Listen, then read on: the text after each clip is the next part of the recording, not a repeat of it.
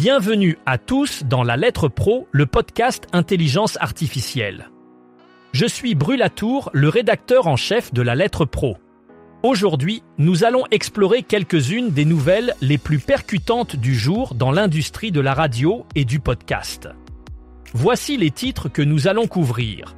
Blackstar s'offre une visibilité terrain et radio avec Energy Global. Bauer Media Audio UK atteint 23,4 millions d'auditeurs hebdomadaires. RFI donne la parole aux pionniers du cinéma africain et bien plus encore. Commençons par le premier sujet du jour. Le collectif Jean-Paul, représentant Energy Global, s'associe avec Blackstar pour offrir une expérience immersive aux auditeurs et aux passionnés de mode. Ce partenariat annuel vise à incarner l'ADN de la marque Blackstar qui combine musique, tendance et surprises exclusives. Pour marquer ce partenariat, Blackstar lance la Black Card, une série de bons d'achat valables toute l'année permettant aux consommateurs de profiter d'offres exclusives. Cette initiative renforce la présence de Blackstar sur le terrain et à la radio, tout en offrant une nouvelle manière de s'engager avec sa clientèle. Bauer Media Audio UK a atteint un chiffre impressionnant de 23,4 millions d'auditeurs hebdomadaires au premier trimestre 2025. Ces données, fournies par Rajar, marquent une étape importante pour le groupe qui célèbre actuellement ses 150 ans d'existence. Cette performance s'inscrit dans une tendance de croissance continue, soulignant la robustesse et l'attractivité des contenus proposés par Bauer Media. Avec un éventail de stations populaires telles que Kiss, Absolute Radio et Magic, Bauer Media continue de captiver un large public au Royaume-Uni. Cette augmentation de l'audience témoigne non seulement de la qualité des programmes, mais aussi de l'efficacité des stratégies de diffusion et de marketing mises en place par le groupe. En cette année anniversaire, Bauer Media Audio UK démontre sa capacité à innover et à s'adapter aux évolutions du marché audio.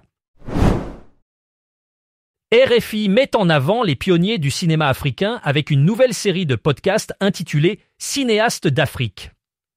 Ce projet est né d'un partenariat signé le 16 mai au Festival de Cannes entre Marie-Christine Saragosse, présidente directrice générale de France Média Monde, et Eva Nguyen Bin, présidente de l'Institut français. La convention a été officialisée en présence de Tani Mohamed Swelihi, ministre délégué chargé de la francophonie et des partenariats internationaux. Cette série de podcasts, prévue pour l'automne 2025, vise à donner une voix aux réalisateurs africains qui ont marqué l'histoire du cinéma sur le continent. Grâce à ce projet, RFI souhaite célébrer l'impact culturel et cinématographique de ces artistes, tout en renforçant les liens internationaux via la francophonie. Une initiative qui promet de mettre en lumière des histoires uniques et inspirantes du cinéma africain. Le groupe Energy et Sud4Media ont formalisé un partenariat innovant pour la formation et l'accompagnement des futurs professionnels de la radio. Cette collaboration ambitieuse combine pédagogie, expertise métier et insertion professionnelle au profit de la nouvelle génération de talents dans l'audiovisuel. Sud4Media, centre de formation basé à Toulouse, est reconnu pour son expertise dans les médias depuis 20 ans.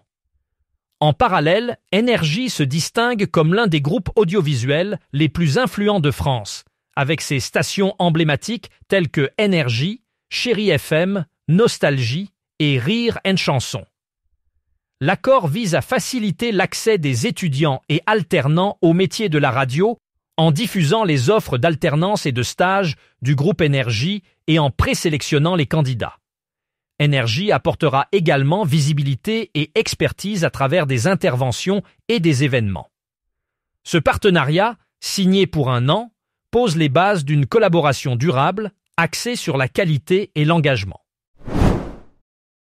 Le chiffre d'affaires de la radio irlandaise a atteint 39,8 millions d'euros au premier trimestre 2025, marquant une hausse modeste de 0,5% par rapport à la même période l'année précédente.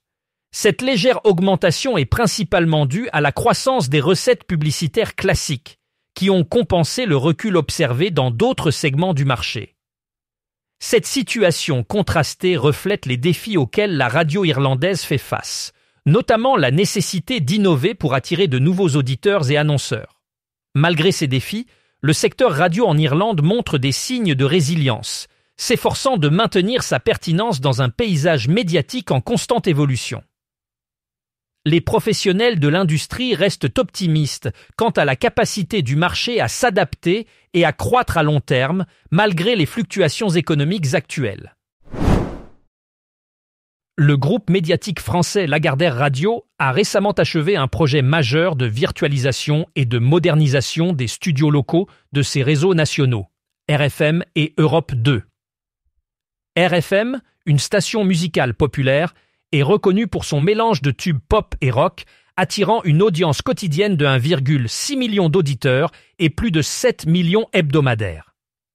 Europe 2, de son côté, cible un public plus jeune avec une programmation musicale contemporaine touchant 897 000 auditeurs chaque jour et plus de 4,7 millions par semaine.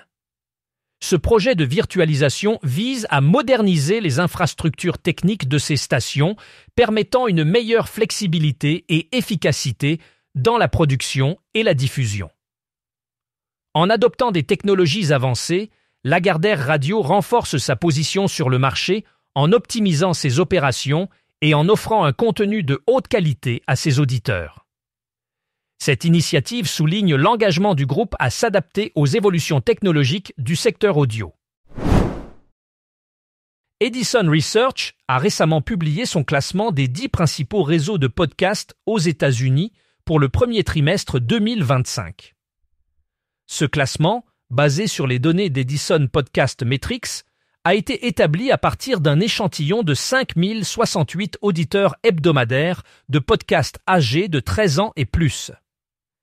Ces auditeurs ont été interrogés tout au long du premier trimestre pour déterminer les réseaux de podcasts les plus populaires en termes de portée hebdomadaire. Les résultats de cette étude offrent un aperçu précieux des tendances actuelles du marché américain des podcasts, soulignant l'importance croissante de ce média dans le paysage audio actuel. Ce classement permet également aux créateurs de contenu et aux annonceurs de mieux comprendre les préférences des auditeurs et d'adapter leur stratégie en conséquence, renforçant ainsi l'impact et l'efficacité de leur campagne de marketing audio. À Guichen, Radio Laser ouvre ses portes au public ce samedi 24 mai 2025 à l'espace Galatée. Cet événement est une occasion unique pour les passionnés de radio de découvrir le nouvel espace de production de la station. De 14h à 16h, les visiteurs pourront assister en direct à une émission spéciale depuis les studios fraîchement rénovés. La journée Portes ouvertes vise à promouvoir le dialogue et la transmission avec le public. Elle marque également l'inauguration officielle du studio Karim Djezar, en hommage à l'ancien président de l'association, décédé fin 2024. Radio Laser, connu pour ses programmes axés sur les enjeux locaux et la diversité musicale, mettra en avant ses bénévoles et ses contenus lors de cet événement. Dès 11h, une émission spéciale intitulée « Vivre ensemble, ici et maintenant » ouvrira la réflexion sur les liens sociaux à l'échelle locale. Expositions, démonstrations, ateliers et jeux seront proposés tout au long de la journée. L'entrée est libre et gratuite. C'est tout pour aujourd'hui dans La Lettre Pro, le podcast Intelligence Artificielle. Je vous remercie de votre écoute et vous invite à consulter notre site lalettre.pro pour plus d'informations sur ces sujets et bien d'autres. N'oubliez pas de vous abonner à notre newsletter quotidienne pour ne rien manquer de l'actualité radio et podcast. À demain pour un nouveau résumé de l'actualité professionnelle.